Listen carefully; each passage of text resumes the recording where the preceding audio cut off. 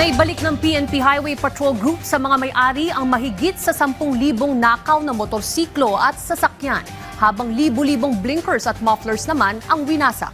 Yan ang ulat ni Ryan Lesiges. Natapos na ang ilang buwang bangungot ni Paul. Ngayong araw kasi, naibalik na sa kanya ang nanakaw niyang sasakyan na halos 7 buwan niyang hinahanap. Ayon kay Paul, buwan ng Abril nang hiramin ng kanyang kaibigan at katrabaho ang kanyang sasakyan para sa isang family gathering. Pero inabot na ng ilang buwan ay hindi pa rin ito naibabalik. Ang kanyang sasakyan na hinuhulugan pa sa bangko na isanla na pala. Dahil nga po pinagkakatiwalaan namin, pinahiram po namin. Then right after po no, nalaman po namin na nung binabawi na po namin yung sakyan po, nalaman po namin na isinalyan na po niya yung sasakyan po namin po.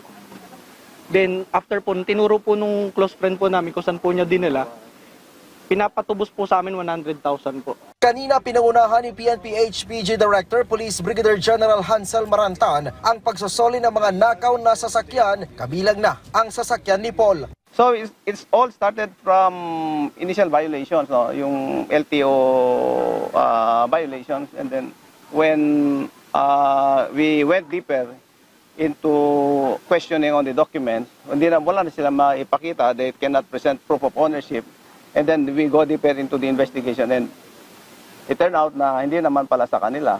Sa datos ng HPG mula Setyembre hanggang ngayong buwan ng Nobyembre, halos 9,000 motor at 2,000 sasakyan ang kanilang naibalik sa mga may-ari nationwide. Samantala, winasak din ng HPG ang nasa 18,000 blinkers, wangwang at mufflers o tambutso na nakumpiska sa mga operasyon sa buong bansa. Sinabi ni Marantan, karamihan sa mga ito ay mula sa mga pribadong sasakyan na iligal na gumagamit ng blinkers at wangwang para makaiwas sa trapiko. Those are the pain points na sinasabi ni Presidente, no? Natanggalin yung mga pain points at least on the highways.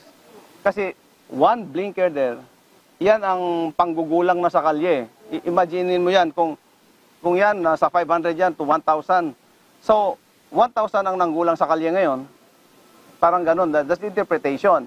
So, we are removing all those kind of pain points in those states para maging parehas tayo dyan sa kalye. Kaugnay nito, sunod naman daw na tatrabahuin ng HPG ang mismong source at nagbebenta ng mga ipinagbabawal na blinkers, wangwang at iba pa.